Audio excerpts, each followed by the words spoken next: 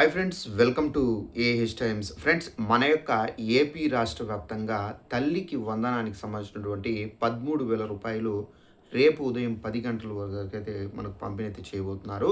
అయితే ఈ తల్లికి వందనం అనే పథకానికి సంబంధించినటువంటి డబ్బులు పొందాలంటే ఈ లిస్టులో మీ యొక్క పేరు ఉంటేనే డబ్బులనేది వస్తాయి. అయితే ఏ లిస్టులో మీకు పేరు ఉండాలి, అలాగే ఎలా చెక్ చేసుకోవాలి, పూర్తి వివరాలు తెలియజేస్తాను. అలాగే తల్లికి వందనం అనే పథకానికి సంబంధించి మనకు ఎంతెంత విడుదల చేయబోతున్నారు, అలాగే మీ యొక్క బ్యాంక్ అకౌంట్లో కూడా తప్పనిసరిగా ఇవి పూర్తి చేసుకొని ఉండాలి. ఒకవేళ మీరు ఇవి పూర్తి చేసుకోకపోతే మీకు వచ్చేటటువంటి డబ్బులవి రావండి, ఇవి బ్రేక్ అవుతాయి. అయితే ముఖ్యంగా దీనికి సంబంధించినటువంటి పూర్తి వివరాలు తెలియజేస్తాను. ఈ వీడియో తప్పనిసరిగా లైక్ చేసుకొని ఛానల్ ఫాలో అవుతుండండి. ఇక వివరాల్లోకి వెళ్ళినట్లయితే మన యొక్క ఏపీ రాష్ట్ర వ్యాప్తంగా తల్లికి వందనం అనే పథకానికి సంబంధించి మనకు ఏపీ ప్రభుత్వం అయితే 2 విడతల్లో డబ్బులు అనేది వేయబోతున్నారు. సో ముందుగా ఎవరికి వేస్తారు, మళ్ళీ ఎవరికి వేస్తారు కూడా మీకు ఎక్స్ప్లెయిన్ అయితే చేస్తాను. అయితే మనకు తల్లికి వందనం అనే పథకానికి సంబంధించి ఏపీ ప్రభుత్వం ఒక్కొక్క విద్యార్థికి 15,000 రూపాయల వరకు అయితే విడుదల చేస్తారు.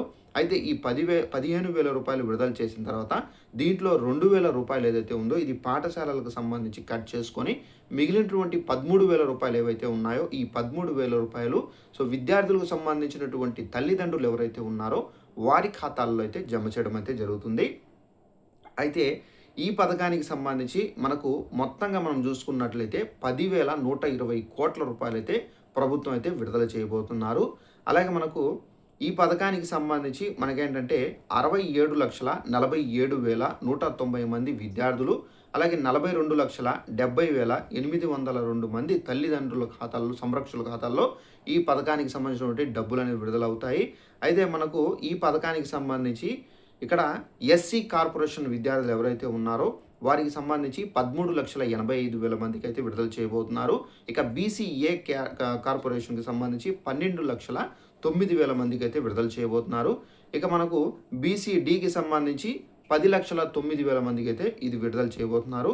సో మొత్తం కవరేజ్ చేసిన వారు 67 లక్షల మంది అయితే ఉన్నారు. ఈ పథకానికి సంబంధించి మనకు ముఖ్యంగా వచ్చేసి ఎస్సీ కార్పొరేషన్ వారికి 8,63,00,000 అయితే విడుదల చేయబోతున్నారు. ఇక నెక్స్ట్ వచ్చేసి బీసీఏకి సంబంధించి 7,55,000 తల్లులకు అయితే విడుదల చేయబోతున్నారు. ఇక బీసీడీకి సంబంధించి ఇక 6,55,000 మందికి అయితే ఈ అమౌంట్ అనేది విడుదల చేయబోతున్నారు. ఈ పథకానికి సంబంధించి ముఖ్యంగా ఉండవలసింది మీకు ఇక్కడ గ్రామీణ ప్రాంతం ఉంటే కనుక మీకు 10,000 రూపాయలకు మీ యొక్క ఆదాయం అనేది మించకూడదు. ఇక పట్టణ ప్రాంతంలో చూసుకున్నట్లయితే 12,000 అయితే మీ యొక్క ఆదాయం అనేది మించకూడదండి. ఇక రైస్ కార్డ్ అనేది కంపల్సరీగా కుటుంబంలో కనీసం ఒకరికైనా రైస్ కార్డ్ అనేది మస్ట్ అండ్ షుడ్ బి అనేది కలిగి ఉండాలి.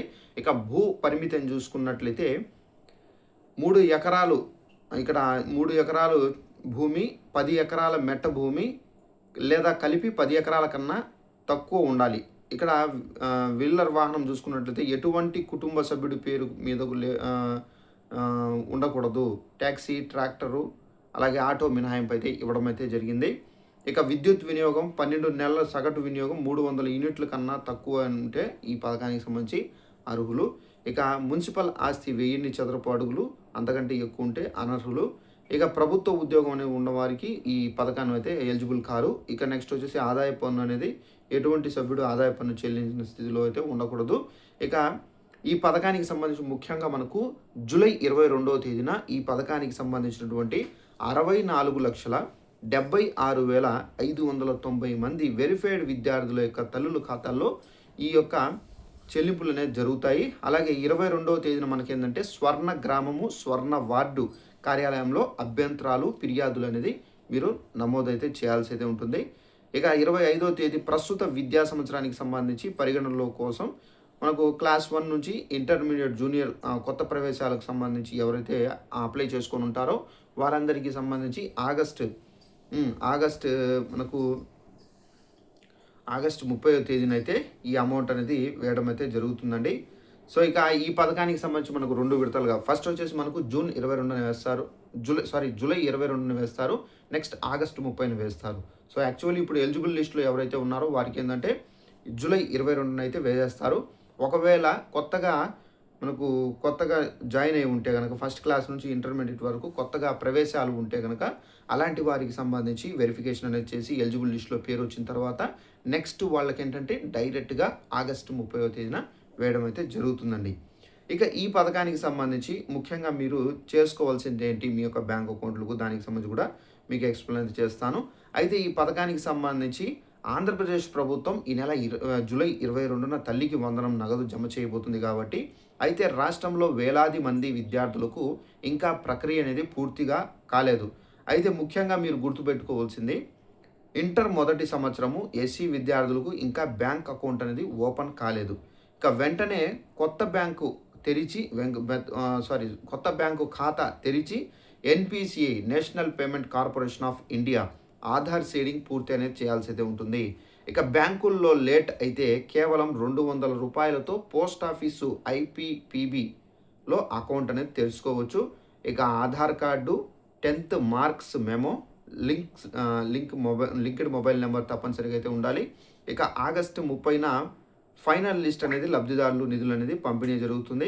సో సమయం చాలా తక్కువగా అయితే ఉంది కాబట్టి వెంటనే మీరు ఈ డీటెయిల్స్ అనేది సబ్మిట్ చేయాలి. సో ఫ్రెండ్స్ చూసారు కదా, ఇప్పుడు నేను యాక్చువల్లీ ముందు చెప్పాను కదా. సో ఏదైతే కొత్తగా అడ్మిషన్ అనేది చేసుకొని ఉంటారో వారికి సంబంధించినటువంటి ఏదైతే బ్యాంక్ అకౌంట్ కానివ్వచ్చు, సో వారికి సంబంధించినటువంటి documents Aadhaar card, 10th marks memo, linked mobile number ఇవన్నీ మీరు సబ్మిట్ చేయాలండి. సో మనకు సబ్మిట్ చేస్తేనే మీకు ఆగస్టు 30వ తేదీన ఈ అమౌంట్ అనేది జమ కావడం అయితే జరుగుతుంది. ఒకవేళ మీరు సబ్మిట్ చేయకపోతే మీకు తల్లికి వందనానికి సంబంధించినటువంటి ₹13,000 అయితే రావు. అయితే ముఖ్యంగా ఆల్రెడీ ఎవరైనా ఇప్పుడు సబ్మిట్ చేసేసి ఉన్నవారు కూడా మీరు చెక్ చేసుకోవాలి. ఎందుకంటే వీటిలో ఏ ఒక్కటి మిస్ అయినా కానీ మీకు తల్లికి వందనానికి సంబంధించినటువంటి ₹13,000 అయితే రావు. మీరు యాక్చువల్లీ ఏదైనా అకౌంట్ ఇచ్చున్నప్పటికీ కూడా మీరు చెక్ చేసుకోండి. మస్ట్ అండ్ షుడ్ బి ఏంటంటే మీ యొక్క అకౌంట్ అనేది రన్నింగ్‌లో ఉందా లేదా, అంటే యాక్టివేషన్‌లో ఉందా లేదా అని చెక్ చేసుకోండి. అలాగే మీ యొక్క అకౌంట్ ఏదైతే ఉందో దానికి ఆధార్‌తో లింకప్ అయిందా లేదా, అలాగే మీ యొక్క అకౌంట్‌కి సంబంధించి మొబైల్ నెంబర్ ఏదైతే ఉందో ప్రెజెంట్ మొబైల్ నెంబరు అది లింకప్ అయిందా లేదా అనేది చెక్ చేసుకోండి. అలాగే మీ యొక్క బ్యాంక్ అకౌంట్‌కి ఎన్‌పీసీఐ, ఇప్పుడు నేను ఏదైతే చెప్పానో national payment corporation of India, ఈ ఎన్‌పీసీఐ లేకపోతే మీకు డబ్బులు రావు. మీ యొక్క అకౌంట్ అనేది పర్ఫెక్ట్‌గా ఉన్నప్పటికీ ఈ ఎన్‌పీసీఐతో లింకప్ కాకపోతే మీ యొక్క అకౌంటు మీకు డబ్బులు అనేవి రావు. తప్పనిసరిగా చెక్ చేసుకోండి. ఈ ఎన్‌పీసీ చాలామంది ఇంకా చేసుకోలేదు. ఎన్‌పీసీ అంటే కూడా కొంతమందికి తెలీదు. ఇది ఉంటేనే మీకు సెంట్రల్ గవర్నమెంట్‌కి సంబంధించి కానివ్వచ్చు, రాష్ట్ర ప్రభుత్వానికి సంబంధించి కావచ్చు, ఏ పథకానికి సంబంధించిన డబ్బు పొందాలన్నా తప్పనిసరిగా రావాలి. నార్మల్‌గా మీకు ట్రాన్సాక్షన్స్ అవుతున్నాయి కదా, మేము ఎన్‌పీసీ చేసుకోకపోయినా అని చెప్పేసి కొంతమందికి ఒక డౌట్ రావచ్చు. సో ట్రాన్సాక్షన్‌కి ఎన్‌పీసీకి సంబంధం లేదండి. ఓన్లీ మనం గవర్నమెంట్ నుండి ఏదైనా పొందాలంటే బెనిఫిట్ తప్పనిసరిగా ఎన్‌పీసీ అనేది చేసుకోవాలి. సో ఎన్‌పీసీ చేసుకుంటేనే డబ్బులు అనేవి వస్తాయి. ఒకవేళ మీరు చేసుకోకపోతే మీ యొక్క డబ్బులు విడుదలైనప్పటికీ మీ యొక్క అకౌంట్‌లో పడవు. సో హోల్డ్‌లో ఉంటుంది. సో దాని కారణంగా మీరు తప్పనిసరిగా ఎన్‌పీసీ అనేది చేసుకోండి ఫ్రెండ్స్. సో 1కి 2 సార్లు చెక్ చేసుకోండి. ఒకవేళ మీరు ఎన్‌పీసీ చేసుకున్నారా లేదా అని చెక్ చేసుకోవాలంటే మీరు ఏదైతే బ్యాంక్ అకౌంట్ ఇచ్చారో తప్పనిసరిగా ఆ బ్యాంకుకు వెళ్తే గనుక వాళ్ళు చెక్ చేసి మీకు ఎన్‌పీసీ అనేది చేయడం అయితే జరుగుతుందండి. సో ఇదండి ఇన్ఫర్మేషన్. ఈ వీడియో మీకు నచ్చినట్లయితే లైక్ చేసుకొని ఛానల్‌ను ఫాలో అవుతుండండి. Thanks for watching this video. All the best.